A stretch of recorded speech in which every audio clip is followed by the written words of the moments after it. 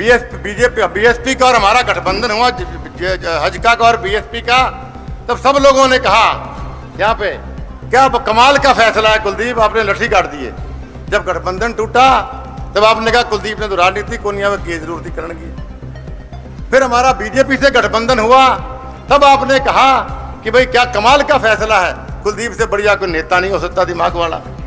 फिर किसी कारण से गठबंधन टूट गया, फिर आप कह लें कुलदीप की जरूरतीकरण की थान तो पॉलिटिक्स करनी को नहीं आवे। तो इस पे एक मुझे छोटी सी कहानी याद आ गई।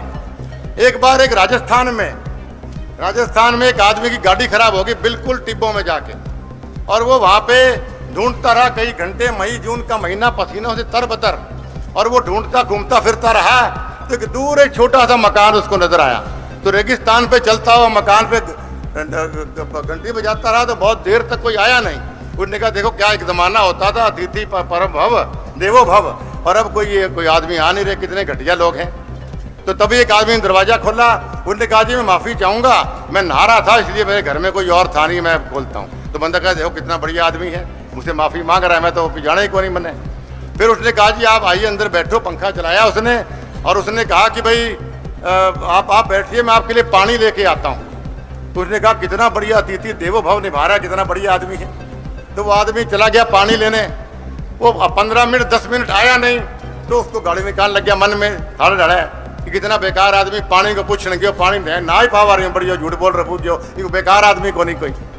तभी वो आदमी लेके आता है अपने हाथ में एक गिलास, और वो कहता है जी मैंने सोचा आप इतनी गर्मी में आए हो तो पानी क्या मैं आपको शिकंजी दे देता हूँ। उन्होंने कहा देखो कि तो बढ़िया आदमी है, पानी हो क्यों शिकंजी ले रहा हो। तो फिर उसने घूंट मारी शिकंजी के, तो शिकंजी फिक्की। तो कहता कितो घटिया आदमी है, गर्म पानी ले जाओ, चीनी कौन गाती के अंदर। तो उस आदमी ने कहा कि मेरे हाथ में चीनी थी, फाका था उसके। उसने कहा कि मुझे नहीं पता था, मैं सोचा जो आपकी शुगर है कि नहीं है, इसलिए मैंने गाती को नहीं, तो लो पी लो, बोलो कि तो बड़ी आदमी है। तो थारी बा बीमारी है, फैसले सही गलत बड़ी जल्दी करने लग जाते हो, आप विश्वास रखा करो हमारे ऊपर।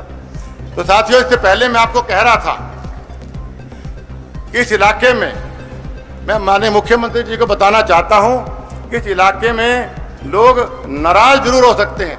चौधरी भजनलाल जी से भी कई बार नाराज होया करते थे, मैं छोटा या वोट मांगने आता था तो पिताजी से भी लोग नाराज होया करते थे। वो नाराजगी मेरे से हो सकती है लेकिन खिलाफत नहीं हो सकती। नाराज तो भाई भाई से और बाप बेटे से भी हो जाता है, लेकिन खिलाफ दुश्मन से होता है। और चौधरी भजनलाल का परिवार कभी आदमपुर हल्के का दुश्मन नहीं हो सकता, इस बात को आप लोग सब जानते हैं। 2019 की बात बताता हूं मैं आप सबको, माननीय मुख्यमंत्री को। 2019 में मैं चलो नाम नहीं लूंगा, अच्छा कौन लगा है, एक परिवार के मुझे पता लगा हमारे नाराज हो रहे हैं बहुत ज़्यादा।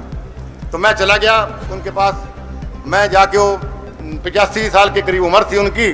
तो मैंने जाकर कहा जी मैं कोई नाराज़गी होगी तो मैंने माफ़ कर दो, मैं वोट मांगने आया सारा हूँ। तो पिताजी का साथी पुराना पूरा गर्म, बोलो तने वोट दू ही कौन मैं की हालत में। बोलो भजनलाल मेरे ब्याह में आयो, भजनलाल मेरे छोरे के ब्याह में आयो, भजनलाल मेरी छोरी के ब्याह में आयो, और तू मेरी पोती के ब्याह में को नहीं आयो, मैं तने वोट दू ही कोनी की हालत में। तो मैं आधा घंटा पौना घंटा मैं उनको मनाता रहा, नहीं माने। पहली बार हुआ इतिहास में कि आदमपुर हल्के में मैं या पिताजी या हमारा परिवार किसी घर गया है, वो सुना दे फिर मान जाए हमारी बात, वो माने नहीं, लेकिन मेरा दिल नहीं मानना मेरा। मैंने कहा वोट दे ही हो हर हालत में। तो मैं पोलिंग हो गई, पोलिंग के बाद शाम को मैं उनके घर गया। मैं कहा देखूँ सही हाल के ठडोर। मैंने कहा अंकल जी आपका तो अब हो गया गुस्सा ठंडा अगली बार।